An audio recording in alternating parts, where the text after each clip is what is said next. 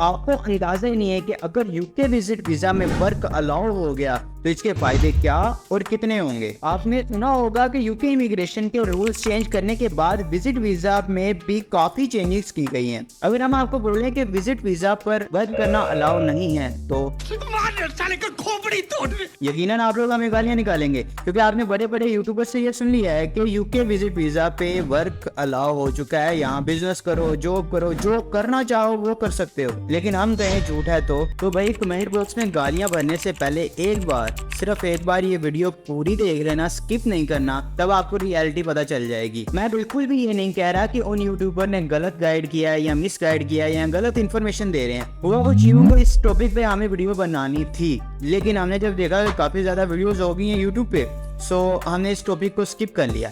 लेकिन हमने सोचा कि एक बार जाके देखें वो बोल क्या रहे हैं। तो फिर हम उन यूट्यूबर्स की वीडियोस पे गए और वहाँ पे देखा और आप लोगों के कमेंट्स भी पढ़े, जिससे हमें आइडिया हुआ कि कुछ ना कुछ कमी है, जिससे आप लोग भी काफी कंफ्यूज हो और उन्होंने भी कुछ ना कुछ कमी छोड़ दी है वीडियोस में। अब हम उन कमियों को पूरा करेंगे और जो आप लोगों की कंफ्यूजन और क्वेश्चंस हैं और वो सारे उस वीडियो में कवर हो जाएंगे, क्लियर हो जाएंगे, क्योंकि इसमें हम ज्यादा नहीं बोलेंगे, हम सिर्फ आपको प्रूफ देंगे और ये प्रूफ आपको क्लियर करेंगे कि भाई आप अगर यूके विजिट वीजा पे आते हैं, किस मकसद के लिए आप आएंगे, तो आपको क्या फैसिलिटीज मिलेंगी और क्या आपके लिए अलाउ होगा और क्या अलाउ नहीं होगा। तो बढ़ते हैं अपनी वीडियो की जानिब। ये है वो वाहिद रास्ता जिस रास्ते के जरिए हर बंदा यूके आता है। अगर कोई अपना प्रोसेस किसी एजेंसी और एजेंट के थ्रू कराता है, वो एजेंट और एजेंसी इसी वेबसाइट पे आके उसका प्रोसेस स्टार्ट करवाती है। यानी कुल मिलाकर फाइनल बात की जाए तो भाई ये वाहिद जरिया है जिसपे आप यूके आ सकते हैं। और दूसरा है तारों के नीचे। तो जब हम ये वेबसाइट ओपन करते हैं, यूके विजिट वीजा के रिलेटेड हमें यहाँ पे कुछ चीजें दी हुई हैं,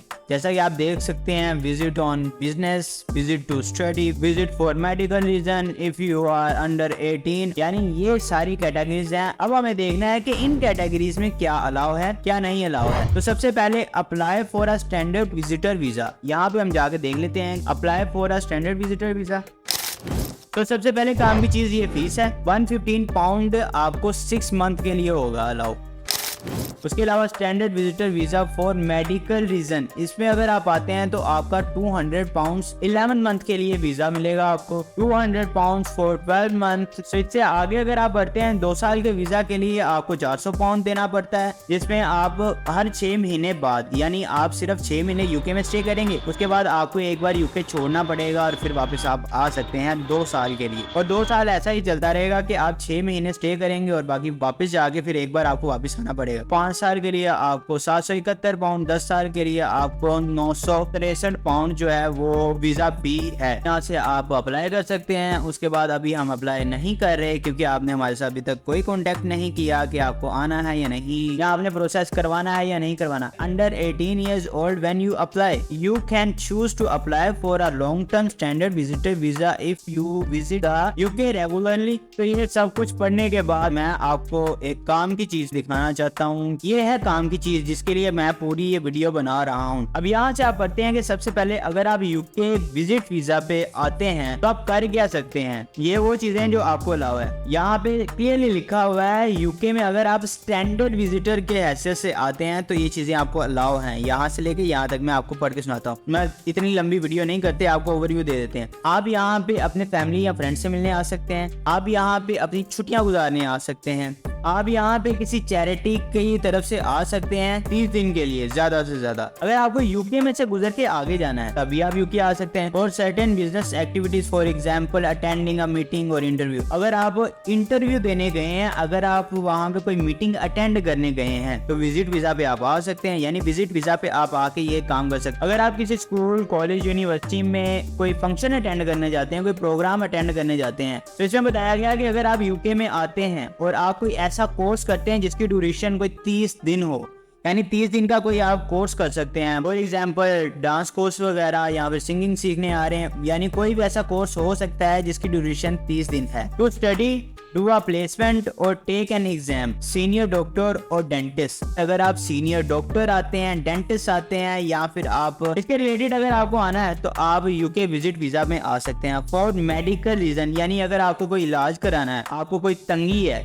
तो वो दूर होती है यूके में आने से, तो आप आ सकते हैं। ये लिखी हुई है वो चीजें जो कि आप नहीं कर सकते। डू पेड और unpaid work for a UK company और as a self employed person, यानी ये क्लियर कट आपको बता रहा है कि आप यूके में कोई काम नहीं कर सकते, आप कोई सेल्फ एम्प्लॉयमेंट नहीं कर सकते, आप कोई बिजनेस नहीं कर सकते। मैरी और रजिस्टर, हाँ जी भाई, ये जिन्होंने ख्वाब देखने शुरू कर दिए थे ना कि भाई हम विजिट वीजा पे जाते हैं और कुछ भी कर सकते हैं, तो ये उनके ख्वाब चकनाचूर हुए पड़े हैं। ये देखो, marry or register a civil partnership or give notice of marriage or civil partnership, you will need to apply for a marriage visitor visa. यानी यहाँ पे आप समझ रहे ये क्या कह रहे हैं, यानी अगर आप यूके में शादी करने आते हैं तो आप मैरिज विजिटर वीजा आपके पास होगा, और अगर आप जस्ट विजिट करने आते हैं तो आपके पास विजिटर वीजा होगा।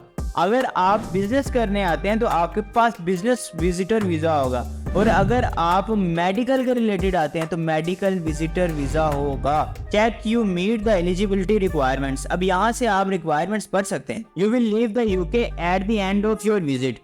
You are able to support yourself and your dependents during your trip or having funding from someone else to support you।